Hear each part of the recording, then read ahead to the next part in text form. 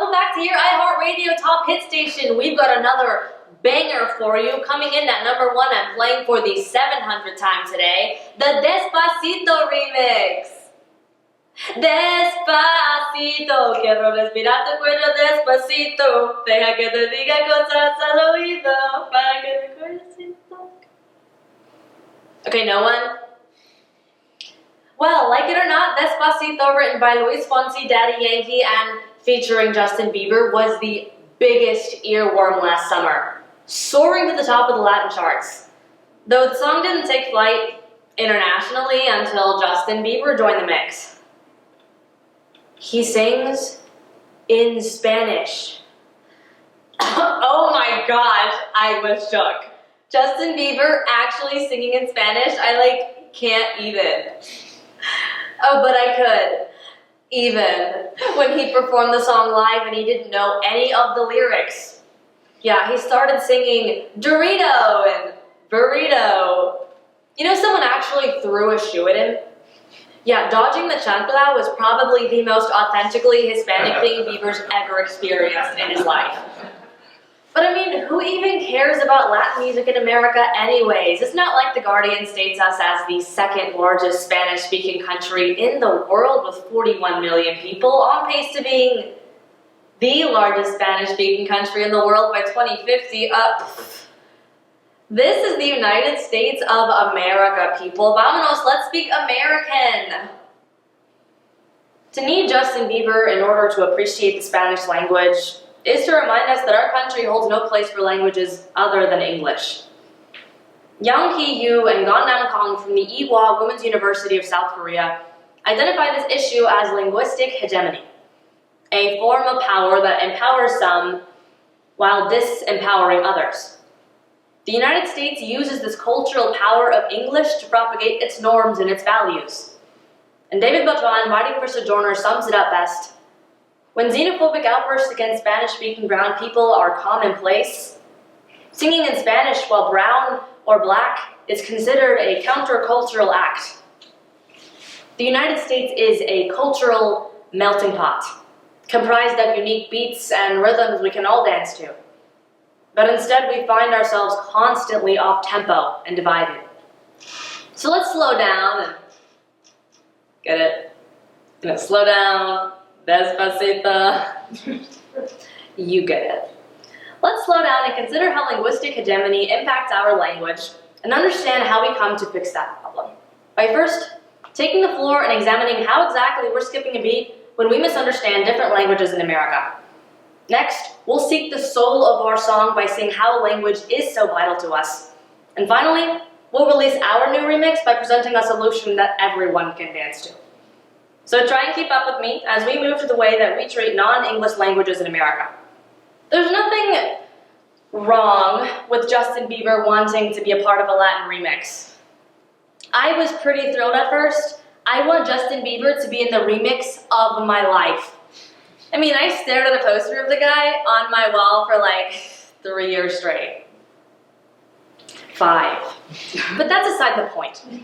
The problem occurs when someone tries to adopt the Spanish language, or any language that is, in a way that doesn't affirm it. The prevalence of English in the United States creates an environment where the language itself holds power over those who don't speak it. Deborah Suarez from the University of Arizona states it plainly. English is the official language de facto and will hold on to that power via hegemonic means. And if that sounds outrageous, we see it every day. Take, for example, Carmen Echevarria, who the New York Daily News reports was fined $250 for breaking a Florida state law that mandates all public transportation drivers speak only English. Asma Hama, who CNN reports had a beer mug thrown at her face while her attacker shouted, "In America, we speak English," because the woman was speaking Swahili to a family member.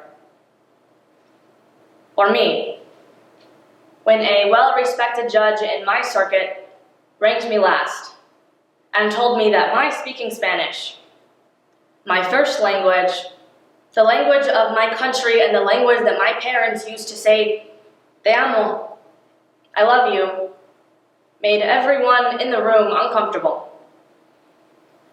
Language minorities are constantly reminded that a refusal to completely assimilate the dominant culture around them limits their chances to upward mobility. Although that is far from the truth. An article from the Telegraph reports being bilingual offers numerous benefits, including, but not limited to, a low risk of Alzheimer's and dementia, better memory retention, heightened brain functionality because learning a second language increases comprehension and nuance used in both languages. So get this, you also get better at speaking English. Not to mention, being bilingual offers benefits to the overall economy, as noted by a 2008 Swiss study linking 10% of its GDP to their multilingual society. But linguistic hegemony creates a society where someone can be offered the opportunity to engage with and understand different languages, yet have no implicit need to do so. A Spanish song on the radio becomes just that. There's no need to understand it. And that is the beat that we need to be listening to. So now that we're all in sync, let's listen to our music so that we can understand why language is so pivotal to our identities. When someone changes the way that they speak because they know or they feel as though they're being judged by others, they're changing the way that they are. Almaira Jacqueline Torrubio, professor of linguistics and Spanish linguistics from Penn State University, describes this action as code switching. And the Oakland Ebonics Resolution passed in California in 1996 helps us to establish just how common code switching really is. African American vernacular English is often looked at as distasteful in certain public sectors of our society. Yet many linguists have argued that it is a language just as valid as English itself. So, the Oakland Unified School Districts affirmed AAVE as its own language attached to its own culture. But of all the pushback that came from the passing of this resolution, the most striking were statements that AAVE should not be validated because it would label Black students as linguistic foreigners, who would then be further stigmatized by their choice in language. But I mean, we all love rapping to Kendrick, right? You know, our society enjoys dabbling in a language just enough to have fun, but never enough to create a public space where it can be a source of empowerment. We can acknowledge that an entire dialect of English is distinctly unique and should be known as its own language, yet we will continue to treat those who speak it as a second class to those who speak American. Growing up with English as my second language was tough, to say the least. You would think that always having to hear things like, wow, can you actually speak in Spanish? Or my favorite, say something in Mexican, would make a child feel special, like if she could do something that no one else could do. Which was half true. I was a fluent Spanish speaker and it apparently was just the most intriguing thing. But it didn't make me feel special, it made me feel different. Disjointed from those who I was supposed to feel normal around, so I stopped. I no longer would amuse my classmates by saying words in Spanish and rolling my R's. I refused to answer my parents in Spanish in public, and I even stopped speaking the language altogether in my own home. And being myself began to feel extremely embarrassing, and so I kept that part of me hidden. I was defined by my language, but not because it was a unique part of my personality or my cultural background, but rather because it was a novelty to those who couldn't speak it. No one wanted me to teach them Spanish. They just thought it was funny to hear. And that is the soul of our song.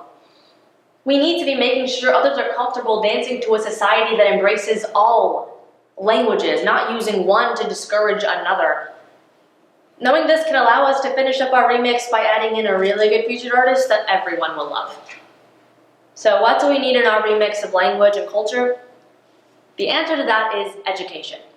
Specifically speaking, better bilingual education through the use of two-way immersion programs.